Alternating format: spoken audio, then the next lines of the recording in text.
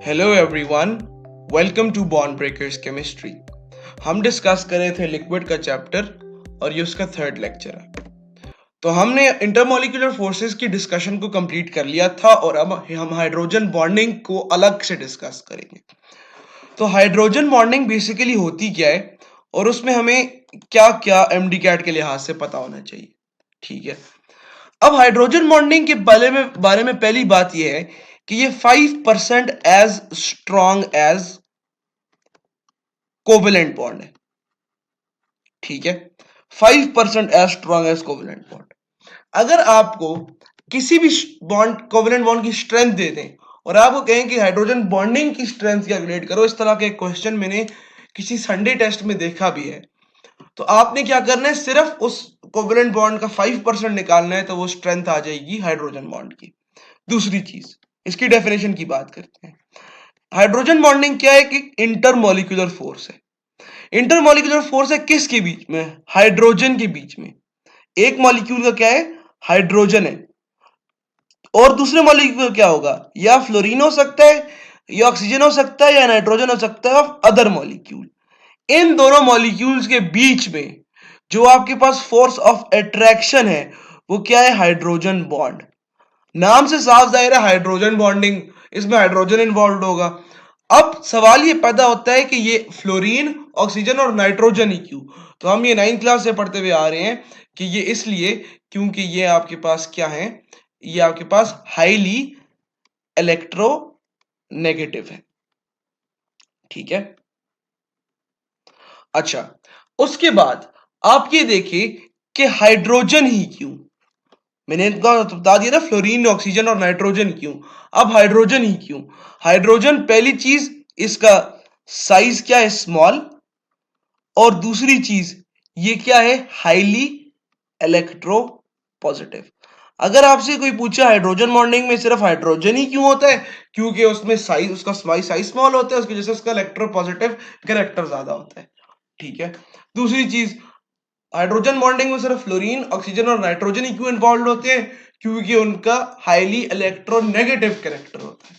ठीक है, इलेक्ट्रॉन को, सादे लेमैन टर्म्स में, इलेक्ट्रॉन को खींचने की एबिलिटी और इलेक्ट्रॉन को डोनेट करने की एबिलिटी की बेस पे ये आपके पास इलेक्ट्रो पॉजिटिव और इलेक्ट्रोनेगेटिव हमने डिवाइड कर लिए।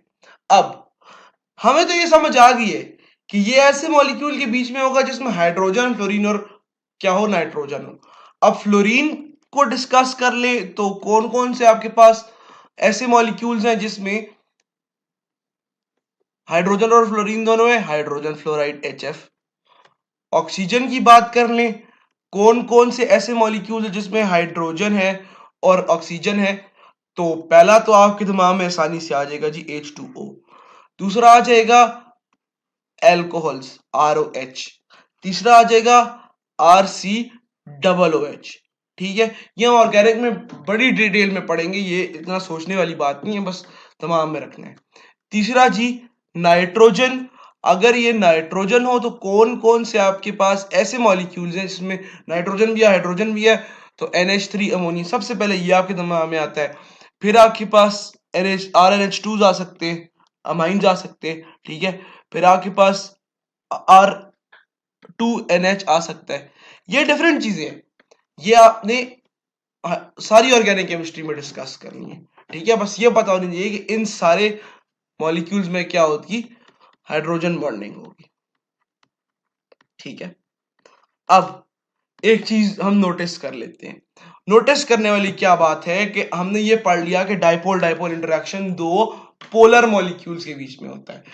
यहां पर ये डिफरेंस है कि अगर वो दो पोलर मॉलिक्यूल्स इनके अलावा अगर मेंशन किए गए हो तो उसमें डाइपोल डाइपोल इंटरेक्शन होगी। अगर ये मेंशन किए गए हो तो इनमें क्या होगी? आपके पास हाइड्रोजन बॉन्डिंग। सवाल ये पैदा होता है कि यार हाइड्रोजन बॉन्डिंग इतनी स्ट्रांग फोर्स है, इतना कुछ है, तो इसका हमारे पास फायदा क्या होता है? उस उसका फायदा हमारे पास ये होता है कि कुछ जो एलिमेंट्स होते हैं, कुछ जो मॉलिक्यूल्स होते हैं, एलिमेंट्स तो नहीं, मॉलिक्यूल्स होते हैं, उनका बॉइलिंग पॉइंट जो होता है वो हाइड्रोजन बॉन्डिंग आने की वजह से बहुत ज्यादा हो जाता है। ठीक है, फॉर एग्जाम्पल H2O। ठीक है, अपने ग्रुप में, या मैं बात कर लूं ग्रुप 4A में। सॉरी ग्रुप 4A में आप अगर डिस्कस कर लें तो कुछ इस तरह का पैटर्न बनेगा। SiH4 सिलिकॉन, उसके बाद जर्मेनियम, उसके बाद टिन, उसके बाद लेड। अब आप ग्रुप 5A की अगर आप देखें तो ये बहुत ही डिफरेंट बनेगा। क्यों?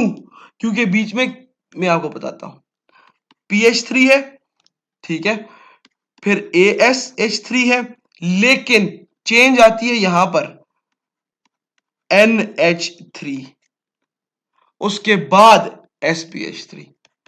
बस कहने का मकसद ये याद करने की जरूरत नहीं है NH3 में क्योंकि हाइड्रोजन बॉन्डिंग है, उसका बॉइलिंग पॉइंट ज्यादा, ये एक फायदा है इसका। सिंपल, इसमें ज्यादा आपने डिटेल में नहीं जाना, ठीक है, इतना आपको पता हो काफी है। हेलोजेंस में फॉर एग्जांपल 7A की बात कर, फॉर एग्जांपल मैं 7A की बात कर लूं तो 7A में किसका ज्यादा होगा? HF का। क्यों? क्योंकि उसमें हाइड्रोजन बॉन्डिंग है। अब हाइड्रोजन बॉन्डिंग हमने बात कर ली जी, वाटर है, अमोनिया है और उसके साथ साथ हाइड्रोजन फ्लोराइड है। तो रिलेटिव स्ट्रेंथ क्या है जी इसकी? ये एक इंपॉर्टेंट MCQ होता है जो कि काफी दफा पेपर में आ भी जाता है। तो रिलेटिव स्ट्रेंथ ये है कि HF की सबसे ज्यादा है, उसके बाद H2O की और उसके बाद NH3 की। लेकिन यही हम बॉइलिंग पॉइंट के लिहाज से देखा जाए तो ये डिफरेंट चीज है। बॉइलिंग पॉइंट में आपके पास H2O और HF है। ये ऐसा क्यों है वैसे? आपको पता है ये बात? ऐसा इसलिए क्योंकि यहां पर नंबर ऑफ हाइड्रोजन बॉन्ड ज्यादा है। नंबर ऑफ हाइड्रोजन बॉन्ड्स जो हैं वो वाटर में ज्यादा है, ठीक है, HF की कंपैरिजन में। दूसरा, इनका जिगजैग पैटर्न है किसका?